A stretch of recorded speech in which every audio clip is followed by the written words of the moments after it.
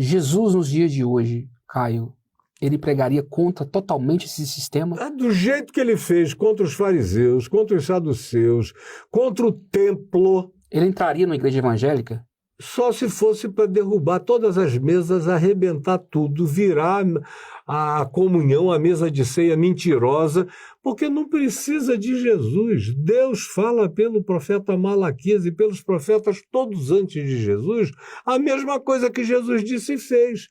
Malaquias, por exemplo, falando em nome de Deus, abra aí no capítulo 2, verso 1 de Malaquias, onde ele diz: quem me dera, diz o Senhor, houvesse alguém que tivesse a coragem de fechar esses templos Uau! e de cessar esses sacrifícios nojentos.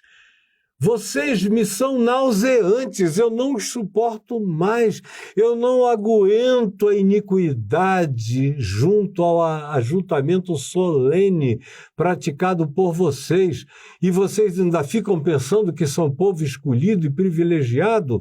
Ou vocês não sabem? Preste atenção nisso, e quem estiver em casa, preste atenção também.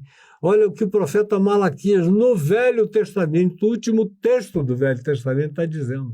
Ou não sabeis que em todas as nações da terra, isso 450 anos antes de Jesus, antes de pregação de evangelho, antes de Paulo, de Pedro, de qualquer um, não sabeis que em todas as nações da terra cultos são oferecidos ao meu nome e incensos agradáveis me são apresentados, que eu recebo com prazer? Isso é Deus falando a Israel. Israel ouviu a voz de Deus pelos profetas contra eles 90% das vezes. Me diga quais são as vezes em que Israel é elogiado no Velho Testamento. Mas me diga, procure esse texto, ou eu estou desafiando alguém ali para dizer que chegou um profeta e disse: parabéns, Deus está me dizendo que vocês agora é uma geração linda. Não, é tudo gente que chega ao ponto dos profetas começarem a dizer no Velho Testamento. Não sou eu hoje, no Velho Testamento. Olha, o Senhor se arrependeu, porque os povos cananeus, jebuseus, girgazeus, heveus, que habitavam essa terra antes de vocês, inclusive os filisteus, pecaram menos que vocês. Vocês excederam a medida dos pecados dos antecessores de vocês na terra. Então, por que que eles receberam a liberação no tempo de Josué, no final da vida de Moisés, para entrar em Canaã? Tem lá, a Bíblia diz claramente no Velho Testamento, porque a medida da iniquidade dos povos de Canaã tinha ultrapassado todos os limites. É um modo antiquíssimo de falar o que Carl Jung chamou de inconsciente coletivo, nessa acumulação. Tinha atingido o máximo da acumulação, iria haver um dilúvio, que foi a entrada de Israel e enfraquecimento deles, Israel tomando aquela terra há 4.000 anos atrás, 3.000 e tantos anos atrás, quase 4.000.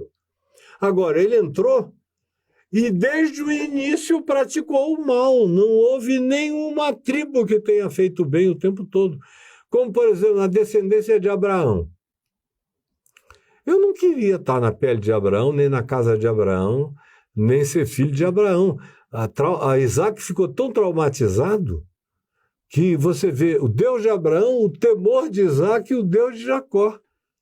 Porque Deus, em relação a Isaac, você imagina, teu filho, com 12 anos para 13 de idade, olhando para cima, fogo pegando para todo lado, na lenha, amarrado na lenha, e o teu pai com um cutelo levantando, com os olhos alucinados para baixar, para fazer a vontade de Deus. Esse garoto ficou traumatizado para sempre. Por isso a Bíblia reconhece, diz, é o Deus de Abraão, o temor de Isaac e o Deus de Jacó. É a fobia de Isaac. Agora, e a tenda de Abraão, as mulheres de Abraão, a casa de Abraão, eu não queria aquilo para a minha vida. Minha mulher e a minha concubina do lado de uma briga danada, gera um filho fora do casamento, é um conflito extraordinário, brigam, uma briga que não cessou até hoje. São os descendentes de Isaac e de Ismael que estão se acabando lá no Oriente Médio até o dia de hoje, desde então. É uma coisa horrorosa. Não carrega bênção, carrega maldição. Como Paulo diz em Gálatas 4, que ninguém quer ler, e quem não sabe português, pelo menos, não quer nem entender a pontuação. Porque não precisa grego nem coisa alguma, basta saber ler. Paulo diz em Gálatas 4 que o Israel segundo a carne, a Jerusalém segundo a carne, só gera para escravidão e para a morte. Aí você me pergunta, e por que você é o brasileiro que provavelmente mais levou gente a Israel, que eu estou levando desde o início dos anos 70? Por causa da geografia, que é singular, contexto histórico, a história, a arqueologia e a dimensionalidade. Eu ajudo as pessoas a verem como tudo era tão perto, como tudo era cidades tão próximo, próximas, como tudo era um caminhar de 5 quilômetros. Que, por exemplo, onde eu moro, no Lago Norte, cabe várias vezes a distância entre Jerusalém e Belém.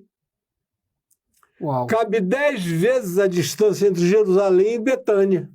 10 vezes. Da minha casa, na QI 13, até o Iguatemi, cabe 10 vezes a distância entre Jerusalém e Betânia. Tudo muito pequeno. E então eu levo, por causa dos achados arqueológicos, eu vou ajudando o pessoal a entender, a compreender, é por isso que eu levo. Mas eu nunca trouxe uma pedra de Israel para casa. Eu nunca trouxe uma folhinha de Israel para casa, de Monte das Oliveiras. A água do Jordão. Nunca trouxe um copo d'água, uma garrafa d'água. Nunca disse, olha, o teu batismo vai ser especial aqui no Jordão, para ninguém. Ao contrário, eu parei de batizar no lugar convencional, onde se batizava no Jordão, porque a água ficou muito suja. Poxa, eu ia para Israel na sua viagem. Não, mas eu ia te batizar, se você fosse comigo, eu iria, no norte do Jordão, nas saídas do rio Dan, aonde nasce o Jordão, do Bânias, Cates-Bânia, aquela junção de 3 rios que formam o Jordão no sopé do Monte Hermon, a água é pura, limpa, sai da rocha, lá no Kibbutz Agoshirino, aí vai a pena que é o mergulho. lugar onde eu batizo as pessoas, em água pura e limpa. Porque lá no Yardenit, na saída sul do Mar da Galileia, onde os crentes vão batizar, é um lugar onde tem o tratamento de esgoto. Eles ficam batizando. Eu vi o Bolsonaro ser mergulhado pelo pastor Everaldo naquela água podre. Daqui a pouquinho, pelo amor de daqui Deus, a pouquinho não voltaram os batismos de Bolsonaro. Nem no batismo melhora a água para o homem.